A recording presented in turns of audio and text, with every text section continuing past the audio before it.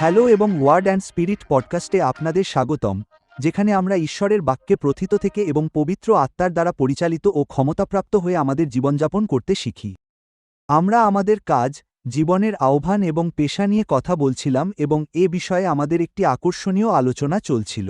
আজ আমরা সেই আলোচনাটি চালিয়ে যাচ্ছি এবং আমাদের সাথে যোগ দেওয়ার জন্য আপনাদের ধন্যবাদ। আমাদের সাথে আছেন পাস্টর আশিস, যিনি এই পুরো বিষয়টি বুঝতে আমাদের সাহায্য করবেন। গতবার যখন আমাদের দেখা হয়েছিল, তখন আমরা কাজ, পেশা এবং জীবনের আহ্বান নিয়ে আলোচনা করছিলাম। হ্যাঁ, আমরা এও আলোচনা করছিলাম যে কিভাবে আমাদের কর্মক্ষেত্রে আধ্যাত্মিক থাকা যায় এবং কিভাবে আমরা তা বাস্তবসম্মতভাবে করতে পারি, কোনো অদ্ভুত উপায় নয়, বরং একটি ভালো উপায়ে। তো যখন আমরা পেশা এবং জীবনের আহ্বান নিয়ে কথা বলি, আমি এই প্রশ্নটি দিয়ে শুরু করতে চাই, এই দুটি কি সম্পূর্ণ ভিন্ন জিনিস হতে পারে? যেমন, পেশা একটি ভিন্ন জিনিস এবং এর সাথে জীবনের আহ্বানের কোনো মিল নেই। তাহলে এটা কি একটি সম্ভাবনা? জানেন, এটা তারই একটা উদাহরণ হতে পারে। হ্যাঁ। তাই আমি মনে করি আমাদের এটা উপলব্ধি করা জরুরি যে জীবন বিভিন্ন পর্যায়ের মধ্য দিয়ে অতিবাহিত হয় এবং ঈশ্বরের আহ্বান পূরণ করার একটি প্রক্রিয়া রয়েছে। হ্যাঁ, তাই ঈশ্বর আমাদের বিভিন্ন পর্যায়ের মধ্য দিয়ে নিয়ে যান এবং তিনি এই প্রক্রিয়ার মধ্য দিয়ে আমাদের আহ্বানের জন্য প্রস্তুত করেন।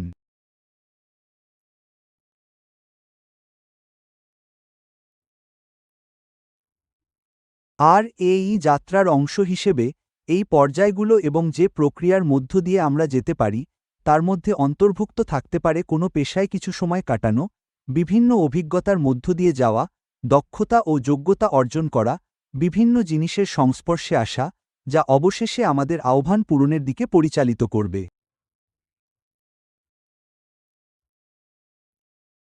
আর এর একটি সহজ উদাহরণ হল রাজা দাউদের জীবন।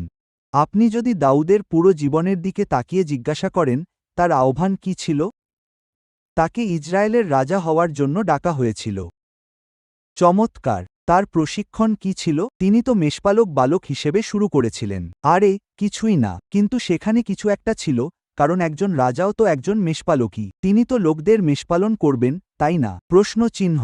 আর তাই তিনি মেষদের যত্ন নিতে শিখছিলেন এবং সাহসিকতার মতো বিষয়গুলোও শিখেছিলেন। মেষদের রক্ষা করার জন্য যখন তাকে সিংহ এবং ভালুকের সাথে যুদ্ধ করতে হয়েছিল, তখন তিনি ঈশ্বরের উপর নির্ভরতার মতো বিষয়গুলো শিখেছিলেন। আর সেই সময় এই কাজে পারদর্শী হওয়ার পাশাপাশি তিনি একজন দক্ষ, একজন পরাক্রমশালী যোদ্ধা এবং বীণাবাদক হিসেবে খ্যাতি অর্জন করেছিলেন, এবং সেটাই তাকে রাজা শৌলের সামনে নিয়ে এসেছিল, তাই না? এবং সেটাই তাকে সেখানে নিয়ে গিয়েছিল। সুতরাং ঈশ্বর তার মধ্যে এমন একটি দক্ষতা দিয়েছিলেন, যা দিয়ে তিনি সম্ভবত মেষদের দেখাশোনা করতেন এবং বুঝতেন না যে তিনি এটা কেন করছেন, কিন্তু সেই দক্ষতাই তাকে রাজার সামনে নিয়ে এসেছিল, তাই না? এবং তারপর তিনি সেই পদে আসীন হলেন। আমরা দাউদের জীবনকে অনুসরণ করতে পারি। তিনি কিভাবে বিভিন্ন সময়ের মধ্য দিয়ে গিয়েছিলেন, যার মধ্যে কিছু সময় তার রাজা হওয়ার সাথে সম্পূর্ণ সম্পর্কহীন ছিল। যেমন, তার জীবন বাঁচাতে পালিয়ে বেড়ানো, গুহায় বসবাস করা। আচ্ছা, আপনি এই গুহাগুলোতে কি করছেন?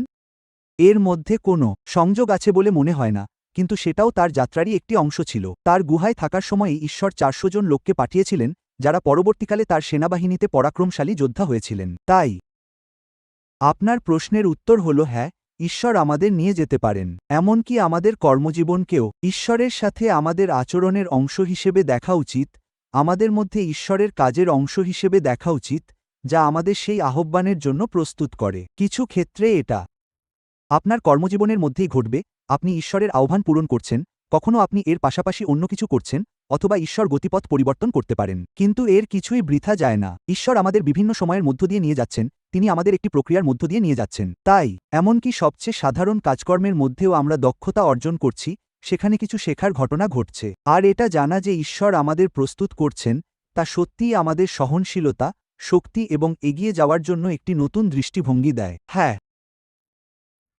তো আমরা যা বলতে চাইছি তা হল, কর্মজীবন এক ধরনের ঐশ্বরিক বাহন হতে পারে যা আমাদেরকে ঈশ্বরের বিষয়, ঈশ্বরের আহ্বান এবং তার বৃহত্তর উদ্দেশ্যের দিকে নিয়ে যায় ও গড়ে তোলে। কিন্তু কি হবে যদি একজন মানুষ হিসেবে আমি আমার পছন্দের ক্ষেত্রে ভুল করি? এক কোম্পানি থেকে অন্য কোম্পানিতে বা এক কর্মস্থল থেকে অন্য কর্মস্থলে যাই এবং জীবনে কিছু ভুল সিদ্ধান্ত নিই, যেখানে সেই যাত্রাটা আসলে তৃপ্তিদায়ক হয় না। আমি নিজেকে এতে পরিপূর্ণ দেখতে পাই না, বরং এটি আমাকে ঈশ্বরের আহ্বান থেকে অনেক দূরে নিয়ে যায়। সুতরাং এই ধরনের বিচ্যুতি বা লক্ষ্য থেকে বিচ্যুত হওয়ার ক্ষেত্রে একজন কিভাবে তা বুঝতে পারবে এবং কিভাবে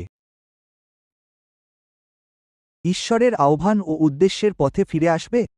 হ্যাঁ, আমি কিছু কথা বলবো, কিন্তু এর উদ্দেশ্য আমাদেরকে বেপরোয়া হতে বা ভুল করতে উৎসাহিত করা নয়, বরং আমাদেরকে সেই আশা ও উৎসাহ দেওয়া। প্রথমত, আমাদের সর্বদা মনে রাখতে হবে যে ঈশ্বর আমাদের ভুলের চেয়েও মহান।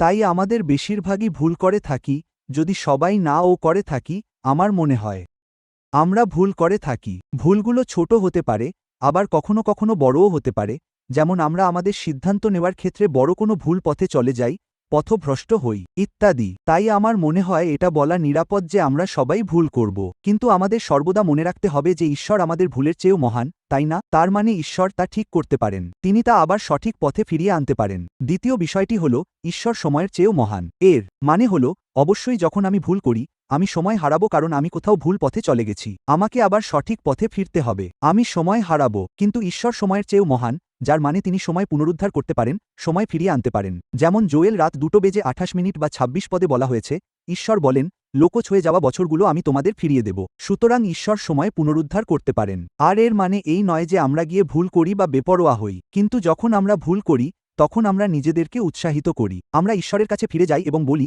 ঈশ্বর, আমার মনে হয় আমি ভুল পথে চলে গিয়েছিলাম, আমি এমন কিছুর পেছনে ছুটেছিলাম যা আমার করা উচিত ছিল না, অথবা আমি আমার চাকরি পরিবর্তন করেছি এবং এখন আমি নিজেকে খুব কঠিন পরিস্থিতিতে দেখতে পাচ্ছি। উদ্ধৃতি চিহ্ন। এই ধরনের কিছু। ঈশ্বর, তুমি কি আমাকে সঠিক পথে ফিরিয়ে আনতে পারো? আর আসল কথা হল, ঈশ্বর আমাদের সঠিক পথে ফিরিয়ে আনবেন। তিনি আমাদের ফিরিয়ে আনবেন এবং তিনি সময়কে পুনরুদ্ধার করতে সক্ষম, যার মানে হল, যা করতে সাধারণত 5 বছর সময় লাগত, তা আমরা এখন 5 মাসের মধ্যে সম্পন্ন করতে পারি। এভাবেই তিনি পুনরুদ্ধার করেন। বুঝলেন তো? সুতরাং ঈশ্বর এই ধরনের কাজ করতে পারেন, তাই না? কিন্তু যখন আমরা বুঝতে পারি যে আমরা পথভ্রষ্ট হয়েছি, তখন আমাদের তার কাছে ফিরে গিয়ে বলতে হবে, ঈশ্বর, তুমি কি দয়া করে আমাকে আবার সঠিক পথে ফিরিয়ে আনতে পারো? আমি আমার কর্মজীবন এবং আহ্বানের ক্ষেত্রে তুমি যা সত্যিই চাও, তাই অনুসরণ করতে চাই, এবং তোমার উদ্দেশ্য পূরণের জন্য একটি অর্থবহ জীবন যাপন করতে চাই। উদ্ধৃতি চিহ্ন। তাই না? তাহলে আমরা কিভাবে বুঝব যে আমরা লক্ষ্যচ্যুত হচ্ছি, আমরা পথ থেকে বিচ্যুত হচ্ছি? এমন কি কিছু বিষয় আছে যা আমাদের এই সত্যটি উপলব্ধি করতে সাহায্য করবে যে আমরা আমাদের আহ্বান থেকে দূরে সরে যাচ্ছি? এটা কি ফলপ্রসূতার অভাবের মতো কিছু, নাকি অন্য কিছু? আমার মনে হয়, এবং এটা খুবই ব্যক্তিগত মতামত হতে পারে, কিন্তু যখন আমরা পথভ্রষ্ট হই, তখন যে জিনিসটা আমাদের সাথে সাথে ঘটে তা হল আমাদের ভেতরে এক ধরনের অস্থিরতা তৈরি হয়।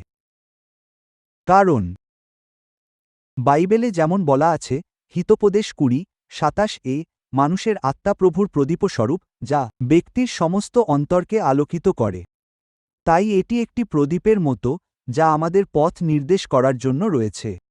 যে মুহূর্তে আমি পথভ্রষ্ট হই, আমার অন্তরাত্মা আমাকে বলে ওঠে, আরে, কিছু একটা ভুল হচ্ছে। ঈশ্বর আমাকে যেখানে দেখতে চান, আমি সেখানে নেই।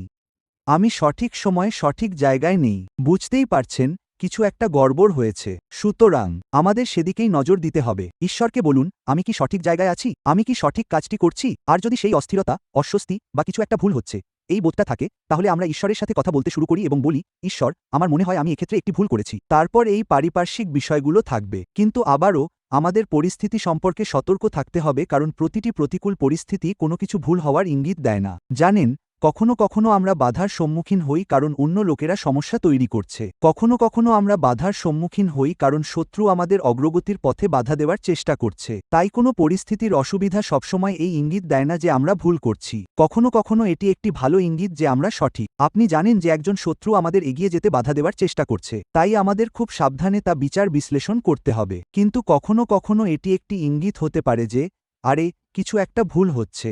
কারণ ঈশ্বর যদি আমাকে এই পথে নিয়ে যান, তবে এই বিষয়গুলো সফল হতেই হবে, জানেন তো? এবং যদি তা সফল না হয়, তবে আমাকে ঈশ্বরকে অনেকবার জিজ্ঞাসা করতে হবে কেন এমন হচ্ছে, জানেন তো? এবং আমি মনে করি, এমন সময়ও আসবে যখন আমার মনে যে উদাহরণটি আসে তা হল প্রথম রাজাবলী বিকেল 5:18 অধ্যায়, যখন ঈশ্বর এলিয়কে বলেন, তিনি বলেন তুমি যাও চেরাত ঝর্ণার কাছে, আমি সেখানে তোমার যত্ন নেব। হ্যাঁ, তো সে সেখানে যায় এবং কিছুক্ষণের জন্য সেখানেই থাকে। ঈশ্বর তার যত্ন নিচ্ছিলেন এবং হঠাৎ ঝর্ণাটা শুকিয়ে গেল, তাই না? তো বুঝতেই পারছেন, এলিও বলছেন, ঈশ্বর, আমি জানি আপনিই আমাকে এখানে পাঠিয়েছেন। আমি কি ভুল শুনলাম? কিছুদিন সবকিছু ঠিকঠাকই চলছিল, কিন্তু এখন ঝর্ণাগুলো শুকিয়ে গেছে আর কাকেরা আমার জন্য খাবার আনা বন্ধ করে দিয়েছে। মানে, ঈশ্বর, আপনি কি আমাকে পরিত্যাগ করেছেন? কি হচ্ছে এসব? আর ঈশ্বর বলেন, না, এখন আমি চাই তুমি সরা পথে যাও। ঠিক ঠিক। এখন যদি এলিও সেখানেই থেকে যাওয়ার সিদ্ধান্ত নিতেন এবং ভাবতেন, না, আমি জানি ঈশ্বর আমাকে এখানে থাকতে বলেছেন, আমি এখানেই থাকব, তাহলে হয়তো তিনি সেখানেই মারা যেতেন।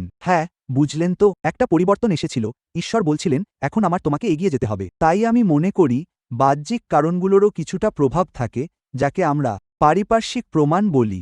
তাই এমন সময় আসে যখন ঈশ্বর আমাদের পথ দেখানোর জন্য এসব বিষয় সাজিয়ে তোলেন, কিন্তু আমাদের সেগুলোর ওপর পুরোপুরি নির্ভর করা উচিত নয়। কারণ জানেন তো, কখনো কখনো এটা শত্রুর কোনো বিশেষ উদ্দেশ্য সাধনের চেষ্টাও হতে পারে। হ্যাঁ, তাই আমি মনে করি মূল বিষয় হল, আপনার কথা অনুযায়ী আমাদের হৃদয়কে কোমল রাখতে হবে। আমাদের হৃদয়কে ঈশ্বরের কাছ থেকে গ্রহণ করার জন্য এবং সর্বদা সংবেদনশীল থাকার জন্য প্রস্তুত থাকতে হবে। বুঝলেন তো, তাহলে আমরা ফিরে আসার জন্য আরও ভালো অবস্থানে থাকব, এমনকি যদি কোনো ভিন্ন পথেও যেতে হয়, এবং আমরা ফিরে এসে সেই কাজটি করতে পারব। হ্যাঁ।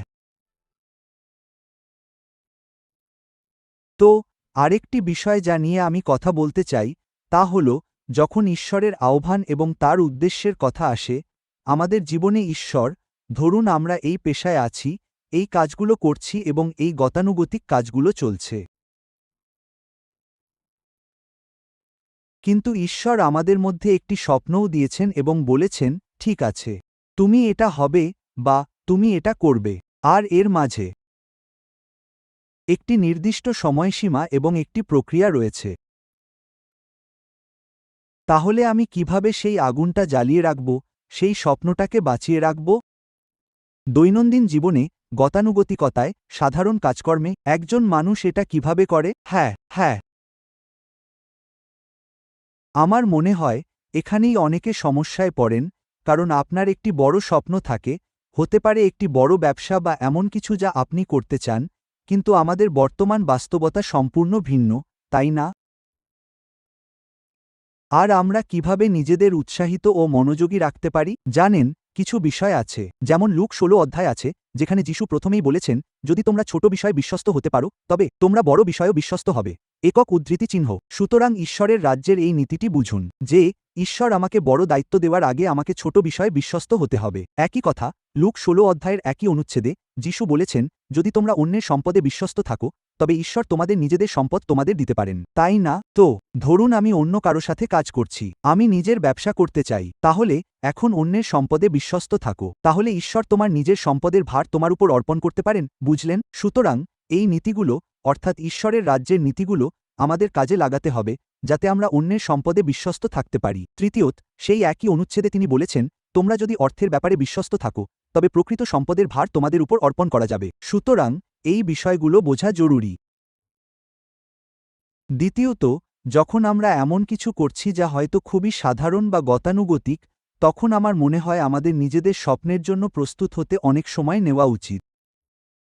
তাই আমার নিজের যাত্রাপথে, ধরুন আমি যুক্তরাষ্ট্রে যে 10 বছর কাটিয়েছি, সেই পুরো সময়টাতেই আমার এই স্বপ্ন ছিল, দুটো বড় বিষয়, আমি ভারতে ফিরে যাব এবং একটি গির্জা শুরু করব, যা আমার সবসময়ই ছিল। একটা কোম্পানি শুরু করার স্বপ্ন ছিল, আমি সেটা করতে চেয়েছিলাম। এবং আমি অ্যামির সাথে এ নিয়ে কথা বলতাম। কিন্তু একই সাথে সেই বছরগুলোতে, প্রথমত, আমি যেখানেই ছিলাম, সেই স্থানীয় গির্জায় বিশ্বস্তভাবে সেবা করেছি। আমি অন্য কারো অধীনে কাজ করতাম, কিন্তু আমি যে কোনো কিছু করতে প্রস্তুত ছিলাম। আমি যাজকের জন্য মেঝে মুছতাম, আমি যাজকের জন্য চেয়ার সাজিয়ে দিতাম, আমি যে কোনো কিছু করতাম, কারণ আমি এটা যাজকের জন্য করছিলাম না, আমি এটা ঈশ্বরের জন্য করছিলাম। এবং আমি জানতাম যে একদিন, ঠিক আছে, আমি আমার স্বপ্নের পথে পা রাখব, সেটা ভবিষ্যতে কোনো এক সময় হবে। কিন্তু এখন আমি এই যাজকের অধীনে সেবা করি, আমি বিশ্বস্তভাবে সেবা করি, শুধু করে ফেলি। আর এটা একটা আনন্দের বিষয় ছিল, কারণ আমি এটা ঈশ্বরের জন্য করছিলাম। আমি যা করি না কেন, তাতে কিছু যায় আসে না। দ্বিতীয়ত, সেই সময় আমি ক্রমাগত ব্যবসা নিয়ে পড়তাম। আমি যে কোনো ব্যবসায়িক বা প্রযুক্তি বিষয়ক ম্যাগাজিন হাতে পেতাম, পড়তাম। আশা ছিল যে একদিন আমার নিজের কোম্পানি হবে, তাই না? সুতরাং আমার জন্য এটাই ছিল প্রস্তুতি। এটা অনেকটা এরকম ছিল যে, যখনই সুযোগ পেতাম, আমি ব্যবসা বা প্রযুক্তি নিয়ে পড়তাম, কারণ আমি জানতাম যে একটি ব্যবসা চালানোর জন্য আমাকে এই দুটিকে একত্রিত করতে হবে। আমি শুধু জানতাম না এটা কখন ঘটবে, কিন্তু এটা সবসময়ই একটা স্বপ্ন ছিল। তো ব্যাপারটা হলো, যখন আমরা এই সাধারণ গতানুগতিক বিষয়গুলোর মধ্যে দিয়ে যাই, তখন আমরা এর সর্বোচ্চ ব্যবহার করে আমাদের ভেতরের স্বপ্নের জন্য নিজেদের প্রস্তুত করতে পারি, তখন যাত্রাটা রোমাঞ্চকর হয়ে ওঠে। বাহ, আপনি জানেন যে, আরে, আমি জানি আমি এখন ঠিক যা করতে চাই তা করছি না, কিন্তু আমি সেই স্বপ্নের জন্য প্রস্তুতি নিচ্ছি। তাই প্রস্তুতির প্রক্রিয়াটিও একটি উত্তেজনাপূর্ণ, আনন্দদায়ক প্রক্রিয়া হয়ে ওঠে, তাই না? এবং হ্যাঁ, আর তাই ঈশ্বর আমাদের প্রস্তুতির সেই পর্বের মধ্যে দিয়ে নিয়ে যান এবং দায়িত্ব অর্পণের পর্বে মুক্তি দেন এবং ঈশ্বর আমাদের জন্য যা রেখেছেন সেদিকে আমাদের এগিয়ে দেন। আপনাকে অনেক ধন্যবাদ, পাস্টর। এবং শোনার জন্য আপনাকে অনেক ধন্যবাদ। আমি আশা করি এটি আপনার জন্য তথ্যপূর্ণ ছিল। এটি আপনার নিজের যাত্রাপথে এবং ঈশ্বরের আহ্বান ও উদ্দেশ্যের জন্য একটি উৎসাহ ছিল। আমাদের কাছে অনেক সম্পদ আছে। বর্ণনায় পাস্টর আশিস এবং এপিসি পাবলিকেশনস এর লেখা বইগুলোর কথা উল্লেখ করা হয়েছে। বইগুলো আপনার জীবনে ঈশ্বরের উদ্দেশ্য পূরণ করা, ঈশ্বরের কাজ যে তারই আদি পরিকল্পনা, এবং আরও অনেক কিছু নিয়ে লেখা। তো আমরা সেগুলোর একটি তালিকা দিয়েছি এবং অনুগ্রহ করে সেগুলো দেখে নেবেন। এখন আমাদের সাথে যোগ দেওয়ার জন্য আপনাকে ধন্যবাদ এবং আমরা আশা করি আপনি আমাদের অন্যান্য পডকাস্ট পর্বগুলোতেও যোগ দেবেন। ঈশ্বর আপনার মঙ্গল করুন।